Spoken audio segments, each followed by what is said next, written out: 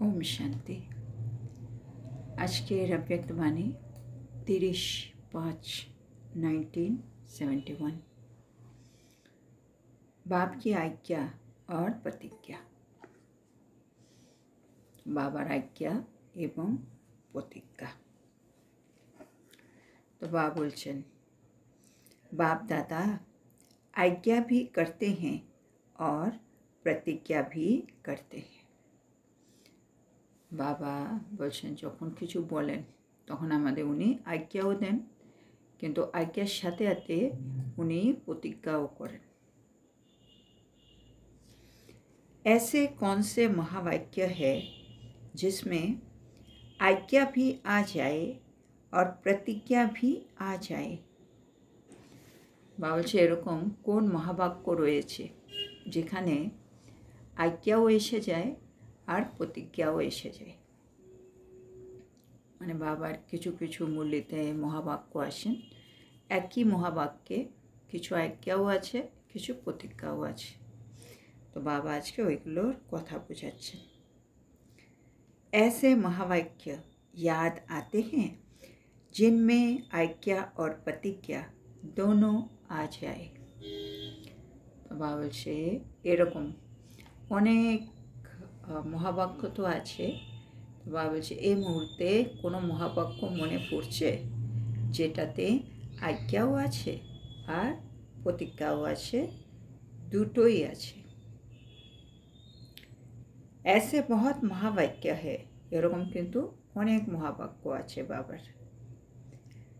লম্বি list है इसकी।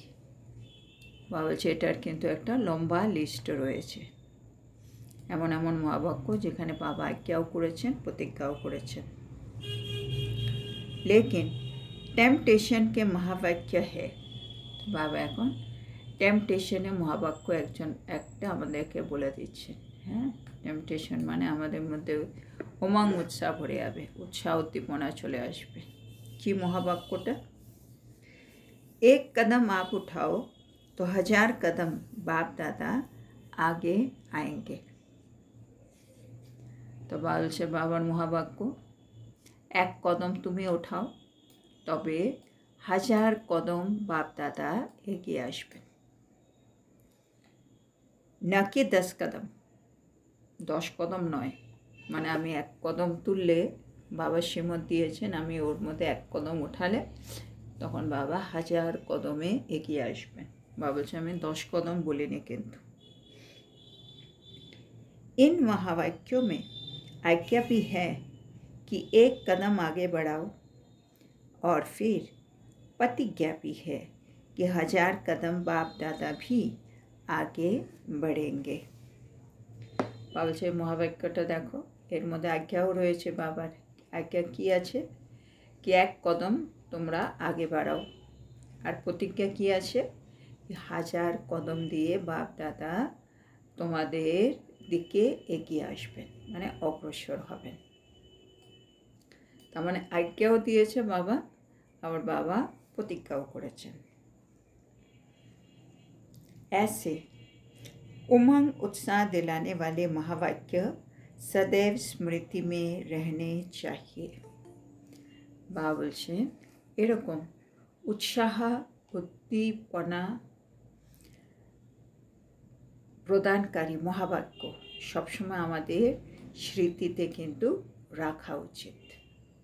মানে যখনই এটা মনে পড়বে তখনই আমার মধ্যে উৎসাহ ভরে আসবে আর আমার মনে হবে চলো চলো করে ফেলি।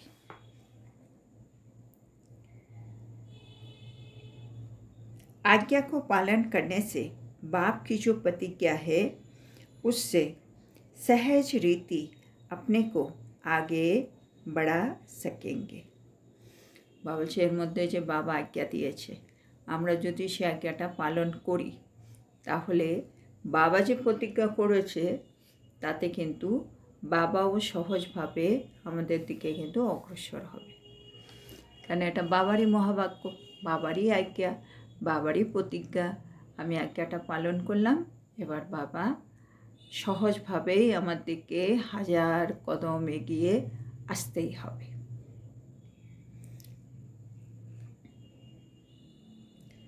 क्योंकि क्योंकि फिर प्रतिज्ञा मदद का रूप बन जाती है।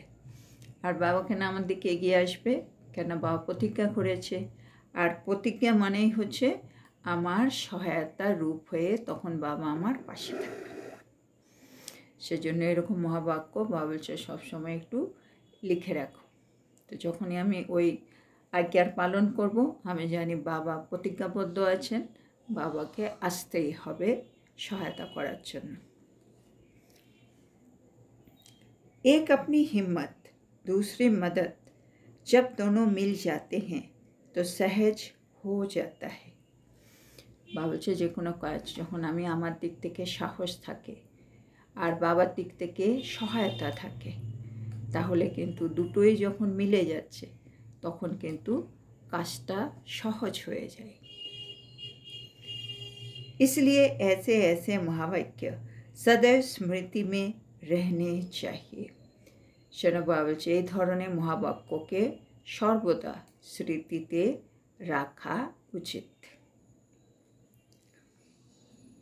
এবার বাবা एग्जाम्पल দিচ্ছেন, जैसे राजपूत होते हैं जब वो युद्ध के मैदान में जाते हैं तो বাবা एग्जाम्पल দিচ্ছে এখন রাজপুতরা যখন যুদ্ধে যায় তখন সে যতই দুর্বল হোক না কেন সে তখন কি করে, तो भले कैसा भी कमज़ोर हो उसको अपने कुल की स्मृति दिलाते हैं। তখন তাকে মানে সে খুব দুর্বল আর যুদ্ধক্ষেত্র, তখন তাকে কি করে কুলের স্মৃতি স্মরণ করিয়ে দেওয়া হয়। कि राजपूत ऐसे ऐसे होते हैं, ऐसे होकर गए हैं, ऐसे ऐसे करके गए हैं, ऐसे कुल के तुम हो।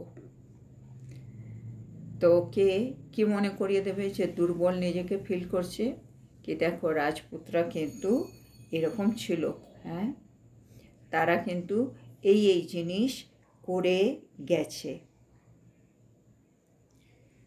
আর এরকমই একটা কুলের হচ্ছে তোমরা। ये स्मृति दिलाने से उनमें समर्थी आती है।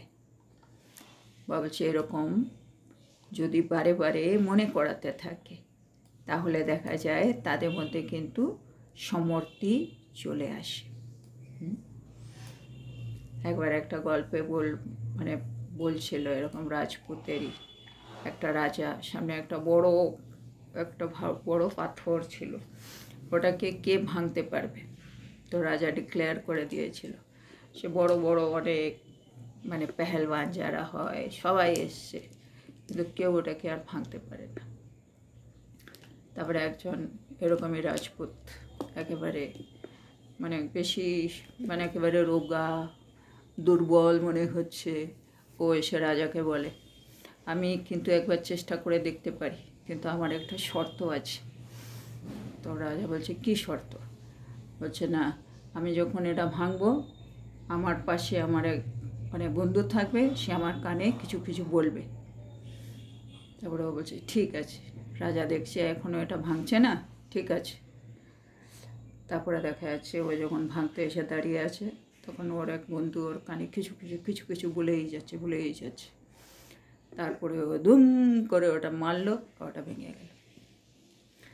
তারপরে রাজা ওকে জিজ্ঞেস করেছিল তোমার বন্ধু এমন কি বলেছে তোমার কানে যাতে তোমার মধ্যে এতটা সাহস চলে এসছে, শক্তি চলে এসছে, তো তুমি এটাকে ভেঙেই ফেললে। তখন ও বলেছিল ও বন্ধু আমাকে মনে করিয়ে দিচ্ছিল আমি কোন বংশের কোন কুলের, কি আমি একজন রাজপুতরা কখনো হারে না, রাজপুতরা যেটা করতে গেছে সবসময় সেখানে বিজয়ী হয়েছে, তুমি রাজপুত তুমি করতে পারবে। বা সেরকম বলে তার মধ্যে সেই সামর্থ্য চলে আসে আর সে ওটাকে ভেঙে দেয়। তো বাবা এটা আমাদেরকে বারে বারে বলছে যেখানে যেখানে আমরা পুরুষার্থ করতে করতে পেরে উঠছি না, তখন একটা আমি বিকার ছাড়ছি, আমি রাগ কোনো মতেই ছাড়তে পারছি না, হ্যাঁ বা আমি কারো কোনো একটা আত্মা আছে যার জন্য ভালো ভাবতেই পারছি না। কিছু কিছু জায়গায় আমরা একেবারে অসমর্থ হয়ে থাকি, মানে পারিই না, হচ্ছে না, দুর্বল নিজেকে ফিল করি, জানি এটা ঠিক নয়, করতে হবে, কিন্তু হয়ে উঠছে না। সেখানের জন্য বাবা এটা মনে করাচ্ছে, সবসময় কুলের স্মৃতিচারণ করো, আমি কে। যেমন বাবা এখন বলছে আমরা এই মুহূর্তে বর্তমানে ঈশ্বরীয় সন্তান, কত হাইয়েস্ট, আর এরপরে পুরকল্পের হাইয়েস্ট জায়গায় উঠবো গিয়ে সূর্যবংশী, দু জায়গায় হাইয়েস্ট আমি এই মুহূর্তে। এই দুটোকেই খালি মনে করা, আমি কে, আমি ওই জায়গার আত্মা, আমি এসব করতে পারি, এই ছোটো মোটো এই বিকারের জন্য একটু রাগারাগি, একটু লোভ, একটু এগুলো মানে হয় না ঠিক, আমার বংশের সাথে এগুলো ঠিক ম্যাচ করছে না, হয় না, এগুলো আমার মধ্যে থাকতে পারে না, এগুলো দুর্বলতা, এগুলো অবগুণ আমাদের থাকতে পারে না। বারে বারে নিজেকে মনে করিয়ে দেওয়া, তাইলে আমার মধ্যে সে সমর্থই চলে আসবে যে আমি পারছিলাম না, সেটা আমি ঠিক তখন পেরে যাব। মানে চুপ থাকা, সহ্য করা, যেগুলো হয় না অনেক সময়, সুখ চিন্তা খাওয়া, সেগুলো হয়ে যাবে। যেন বাবা এই রাজপুতের এটা দিয়ে আমাদেরকে মনে করিয়ে দিচ্ছেন। তারপরে বাবা বলছেন, এই স্মৃতি ওকে স্মরণ করিয়ে দিলে তার মধ্যে সামর্থ্য চলে আসে। सिर्फ कुल की महिमा सुनते सुनते स्वयं भी ऐसे महान बन जाते हैं। তাহলে মহান হওয়ার জন্য কি করতে হবে, নিজের কুলের মহিমা বারে বারে শুনতে হবে, আর শুনতে শুনতেই মহান হয়ে ওঠে। সেজন্য বাবা আমাদের লক্ষ্য দিয়েছে না, লক্ষ্মীনারায়ণ, সবসময় লক্ষ্মীনারায়ণকে দেখো তারা কীভাবে ওঠে, বসে, কথা বলে, মানে কীরকম জিনিসগুলো ফিল করতে হবে। বারে বারে ওদেরকে দেখতে, বারে বারে ওদের কথা শুনতে শুনতে আমার মধ্যে সেই চেতনাটা জেগে যাবে, সেই স্মৃতিটা চলে আসবে। একটা সময় আমি তো ওখানে ছিলাম, ওটা এই মুহূর্তে আমার মার্জ হয়ে আছে, সেটাই মার্জ হয়ে গেলেই সে আমার মধ্যে যে মহান আত্মা লুকিয়ে আছে সেটা বেরিয়ে আসবে। তো বাবা সেজন্য বলছে, इस रीति একইভাবে आप सूर्यवंशी हो, वो सूर्यवंशी राज्य करने वाले क्या थे। মানে একইভাবে এখন আমাদেরকে বলছে কি করব আমরা, হোমওয়ার্ক, কি আমি সূর্যবংশী, যেমন ও রাজপুত, আমি সূর্যবংশী। এবার ও সূর্যবংশী রাজ্য করনে वाले क्या थे, যারা সূর্যবংশী হিসেবে একটা সময় সৃষ্টিতে রাজত্ব করে গেছে, তারা কীরকম ছিল, कैसे राज्य किया, তারা কেমনভাবে রাজ্য করেছিল, और किस शक्ति के आधार पर ऐसा राज्य किया, আর কোন শক্তির আধার নিয়ে ওরা পুরো বিশ্বের মালিক ছিল, কি করে এত বড় রাজ্য ওরা সামলেছেন, এগুলো নিজে আস্তে আস্তে ভাবতে হবে। वो स्मृति और साथ साथ अब संगम युग के ईश्वरीय कुल की स्मृति। তো বাবা আমাদের মনে করেছে আমাদের দুটো জিনিস স্মৃতিতে রাখতে হচ্ছে। একটা হচ্ছে সেই স্মৃতি সূর্যবংশী, তখন আমি কী ছিলাম, কী করতাম, আমার কোন শক্তি ছিল যার জন্য বাবা বলে ওদের কোনো ওয়াজির লাগে না, মন্ত্রী লাগে না, ওরা একাই সব ডিসিশন নিতে পারে। তাহলে কীভাবে নিতে পেরেছে ওইটা, আর সাথে সাথে এই মুহূর্তে সঙ্গম যুগের আমি ঈশ্বরীয় কুলের, সেটা স্মৃতি। अगर ये दोनों ही स्मृति बुद्धि में आ जाती है तो फिर समर्थी आ जाती है।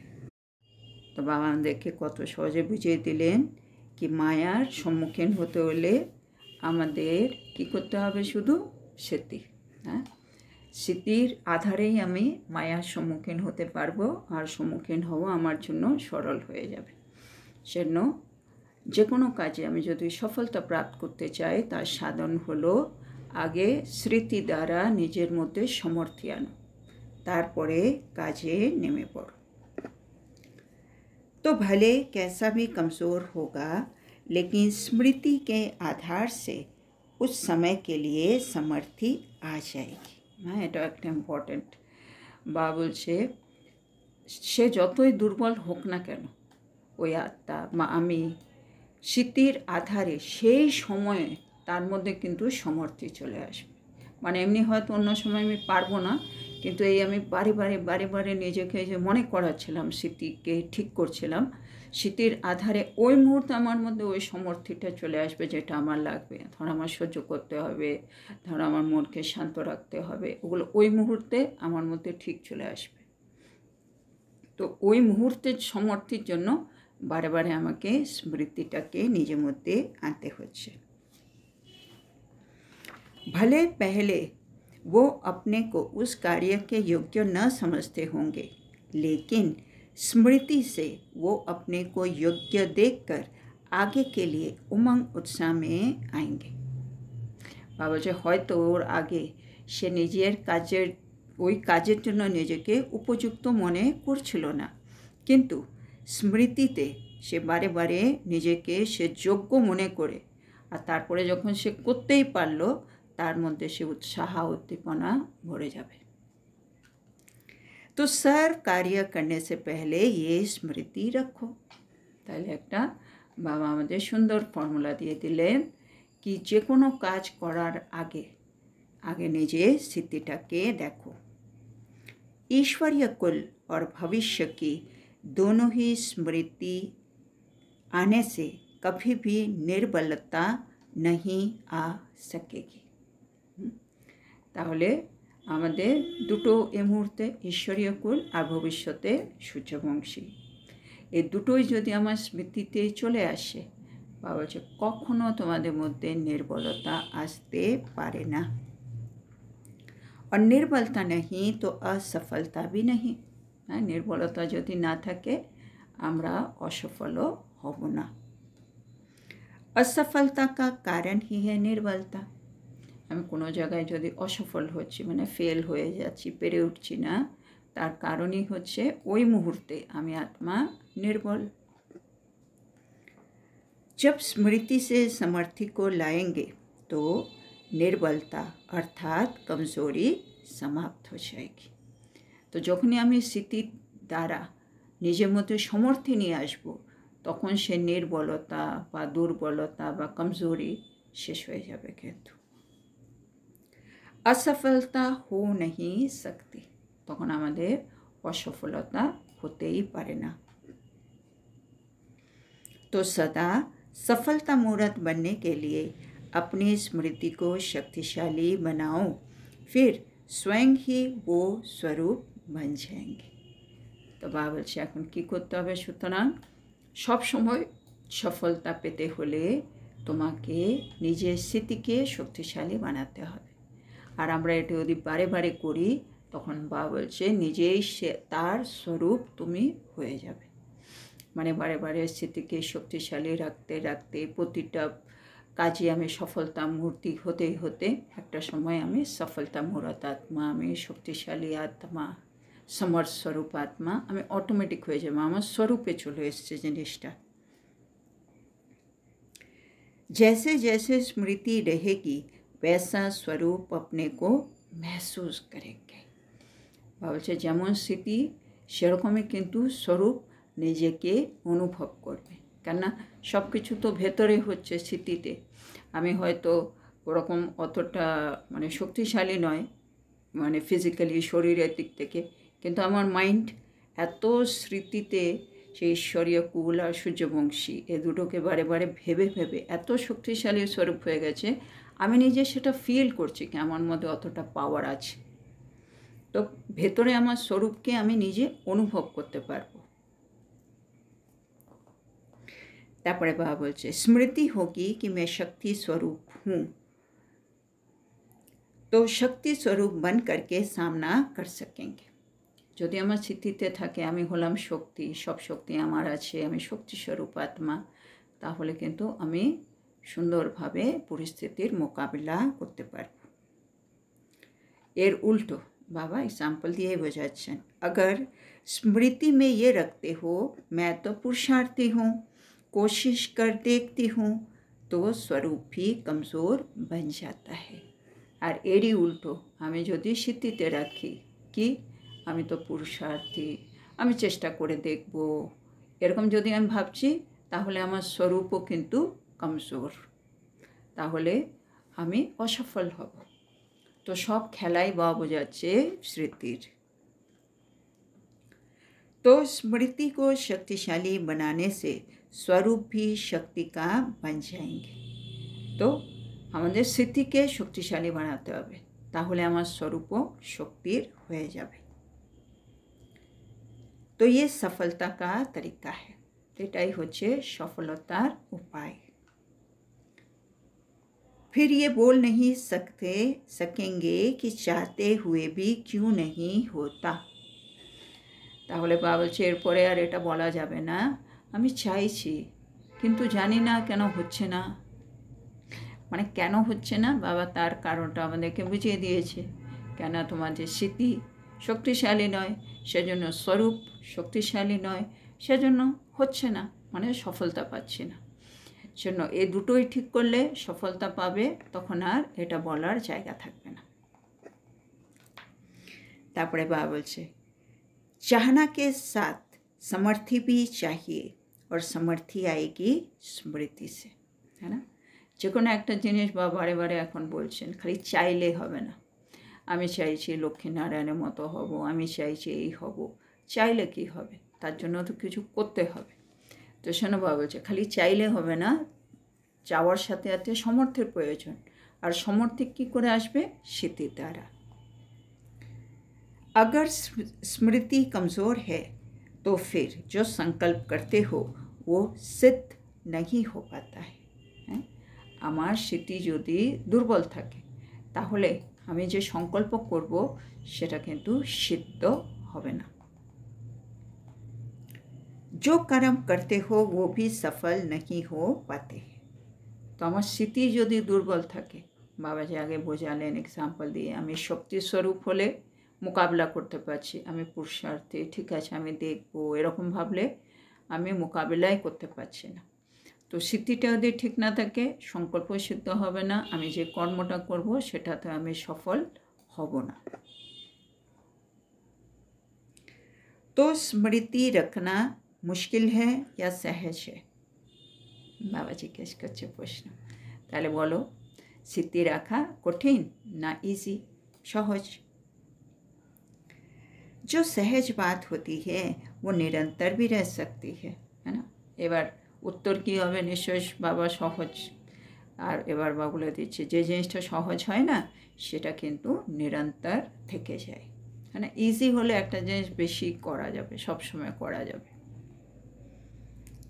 তারপরে বাবা বলছেন स्मृति भले निरंतर रहती है लेकिन एक होती है साधारण स्मृति और दूसरी होती है पावरफुल स्मृति। এবার বাবা বলছে স্মৃতিতেও একটুখানি তফাৎ আছে। স্মৃতিও আমাদের নিরন্তর থাকে। হ্যাঁ, আমি ঈশ্বরীয় সন্তান, আমি বাবার কাজ করছি, বাবার সেবায় থাকি, অনেক স্মৃতি আমাদের অনেকটা মানে রেগুলার হয়ে গেছে, সবসময় মনে থাকে। কিন্তু তার মধ্যে বাবা বলছে একটুখানি ডিফারেন্স আছে। একটা হচ্ছে সাধারণ স্মৃতি আর আরেকটা হচ্ছে पावरफुल स्मृति।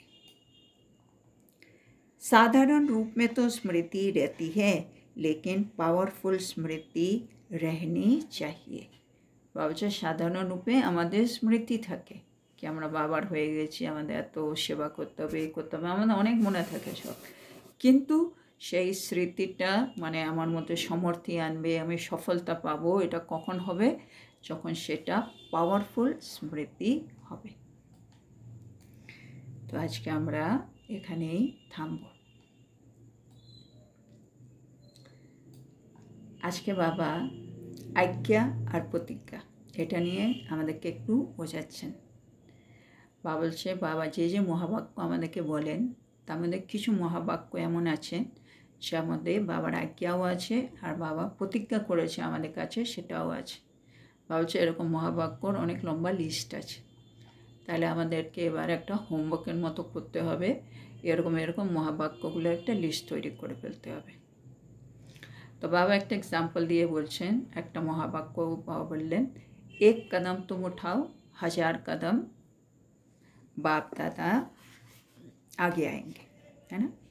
বাপ দাদা আগে আয়েঙ্গে, তার মানে তুমি যদি এক কদম ওঠাও, মানে আমি যদি প্রথম পদক্ষেপটা নিই, বাবা যে আজ্ঞা দিলেন তাহলে বাবার প্রতিজ্ঞা, বাবা সেই জায়গায় 1000 কদম এগিয়ে আসবেন আমার মদতের জন্য, মানে আমার সহায়তা করার জন্য।